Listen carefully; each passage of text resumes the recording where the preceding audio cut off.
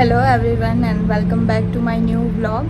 સો આજના હું આ વ્લોગમાં બતાવવાની છું કે અહીંયા તમારે કાર ખરીદવી હોય તો કઈ કઈ વસ્તુનું ધ્યાન રાખવાનું.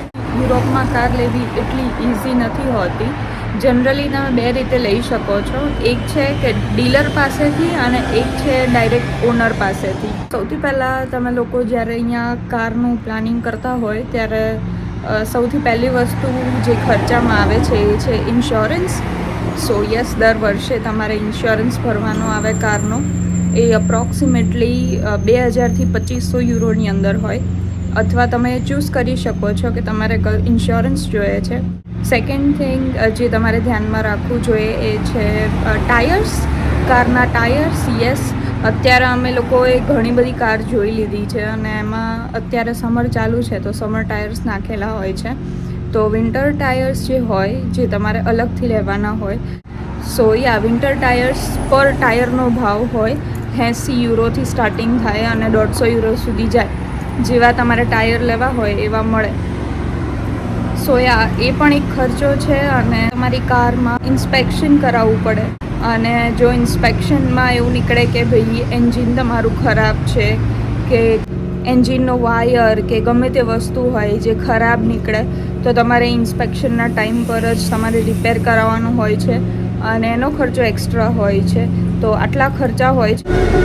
યસ, અહીંયા બીજી મને એક અલગ વસ્તુ એ લાગી કે અહીંયા નંબર પ્લેટ તમે તમારી રીતે ચૂઝ કરી શકો છો. તમારા ફેવરેટ લેટર્સ, તમારા ફેવરેટ નંબર્સ અવેલેબલ હોય તો તમે એની ખુદની નંબર પ્લેટ બનાવી શકો છો.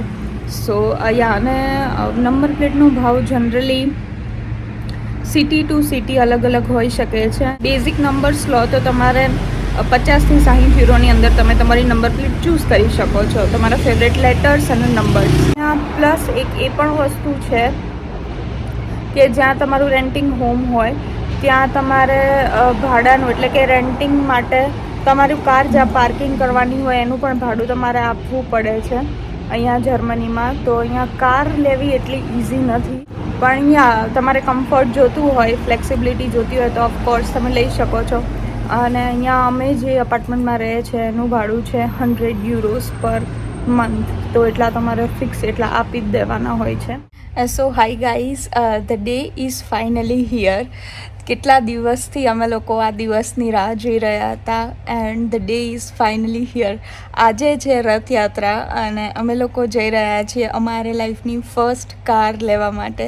યસ, ફાઇનલી અમે લોકોએ કાર પરચેસ કરી લીધી છે અને આજે રથયાત્રા છે તો આનાથી મોટો દિવસ તો હોય જ ના શકે. એટલે આજે અમે લોકો કાર પિકઅપ કરવા માટે જઈ રહ્યા છે.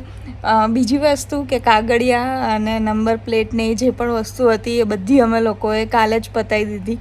સો આજે ખાલી કાર પિકઅપ કરવાની જ રહેશે. હું ને મારા હસબન્ડ અમે લોકો બહુ જ એક્સાઇટેડ છે કેમ કે આ અમારી લાઈફની ફર્સ્ટ કાર છે અને એ બી જર્મનીમાં. ફર્સ્ટ ટાઈમ અમારી સાથે એવું બનશે કે અમે બસ કે ટ્રેન માં જઈશું અને રિટર્ન અમે અમારી પોતાની કારમાં આવીશું.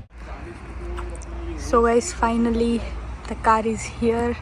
આ છે અમારી કાર, દાચિયા સ્ટેપવે. ફાઇનલી હવે અમે લોકો પૂજાને એવું થોડું કરીશું.